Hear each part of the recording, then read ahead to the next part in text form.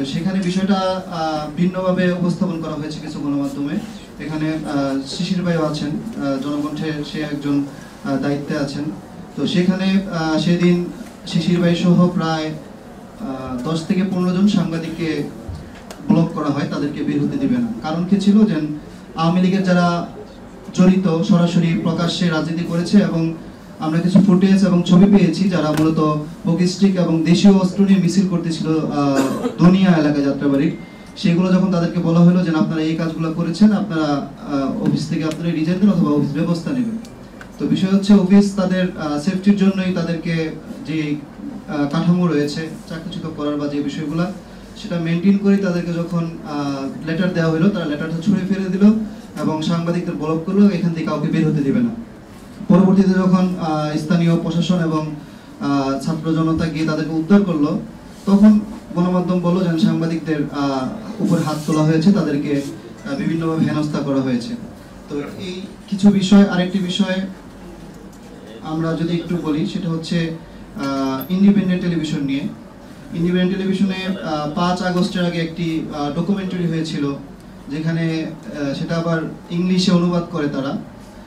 এটা তারা বাংলা গণমাধ্যম হলেও তারা ইংরেজিতে তৈরি করে। সেখানে তারা বলতেছিল যে ছাত্র জনতার এই আন্দোলনকে ব্যবহার করে জামাত শিবির তারা হচ্ছে গিয়ে এই কাজ, সন্ত্রাসী কর্মকাণ্ডগুলো চালাচ্ছে। তো সেটা অনুবাদ করেন হচ্ছে ইন্ডিপেন্ডেন্ট টিভির যে সিইও আছে তার ওয়াইফ, এবং সেই ফুটেজটা তারা 5 তারিখের পরে সরিয়ে নেয়। তো গতকাল যে বিষয়টি হয়েছে, আমরা আপনারা সকলেই জানেন যে ইনকিলাব মঞ্চের হাদি ভাইকে নিয়ে বা ইনকিলাব মঞ্চকে নিয়ে এবং একটি ছাত্র সংগঠন ইসলামী ছাত্র শিবির তাদেরকে জড়িয়ে একটি সংবাদ প্রকাশ হয় যে বগুড়াতে উদীচীর একটি অনুষ্ঠানে জাতীয় সঙ্গীত পরিবেশন হচ্ছিল, সেখানে তারা হামলা চালিয়েছে।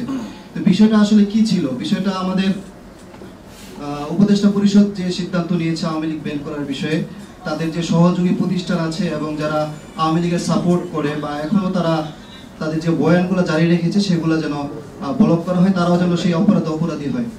আপনারা সকলে জানেন যে উদীচী কি এবং তারা কি করে। আওয়ামী লীগের যে কালচারাল উইংটা ছিল, উদীচী সবচেয়ে বেশি বড় ভূমিকা তারা পালন করেছে। আজকে উদীচী বিভিন্ন জায়গায় জাতীয় সঙ্গীত পরিবেশন করবে, তারা করুক, সেটা জাতীয় সঙ্গীত কোনো ইস্যু না। ইস্যুটা হচ্ছে এখানে উদীচী ছিল, যে হচ্ছে আওয়ামী লীগের যে কালচারাল উইং যারা ফেসিবাদকে প্রতিষ্ঠিত করেছে তাদেরকে যেন মাঠে দাঁড়াতে না দেওয়া হয়, এর জন্য একটা ব্যবস্থা নেওয়ার জন্য। কিন্তু গণমাধ্যম উপস্থাপনা করছে জাতীয় সঙ্গীত গাওয়ার কারণে তাদের উপরে বাধা দেওয়া হয়েছে। বাধাটা আসলে জাতীয় সঙ্গীত ইস্যু ছিল না, ইস্যু ছিল উদীচী যে প্ল্যাটফর্ম তৈরি করেছে, ওখানে যে আওয়ামী লীগের বা অন্যান্য সহযোগী সংগঠনের লোকজন ছিল সেটা বন্ধ করা। এবং সেটা না করে আপনি বলতেছেন জাতীয় সঙ্গীত গাওয়ায় বাধা দিয়ে তারা এটা করেছে। এটা তো আসলে কোনোভাবেই মানে কাম্য নয়। মিডিয়া যদি স্বচ্ছ হয়, মিডিয়া যদি আদতেই সমাজের আয়না হিসেবে প্রতিষ্ঠিত হয়, রাষ্ট্র চতুর্থ স্তম্ভ হিসেবে কাজ করে, তাহলে বাংলাদেশে আর কোনো ফেসিবাদ দূরের কথা, আর কেউ কোনো অপকর্মের জন্য কোনো চিন্তা, তারা অপকর্ম করার কল্পনা তো তারা আনতে পারবে না। মস্তিষ্ক পরিবর্তন হবে না, মালিকানা পরিবর্তন হবে না, তাহলে কিভাবে গণমাধ্যম আসলে ফেসিবাদ মুক্ত হবে? আর যে জিনিসটা আমরা লক্ষ্য করেছি, এই বিপ্লবকে ধারণ করার জন্য নতুন কোন গণমাধ্যম এখনো অন্তর্বর্তী সরকার আমাদের সামনে হাজির করতে পারে নাই বা আমাদেরকে উপহার দিতে পারে নাই। যারা এই বিপ্লবের পক্ষে, এই বিপ্লবের যে ত্যাগ, এই বিপ্লবের যে আমাদের যে জীবনদান, এগুলোকে মানুষের সামনে ফুটিয়ে তুলবে, ইতিহাসে স্বর্ণাক্ষরে এগুলো স্মৃতিতে অম্লান করে রাখবে, এরকম কোন গণমাধ্যম আমাদেরকে এখন এই সরকার উপস্থাপন আমাদের উপহার দিতে পারে না।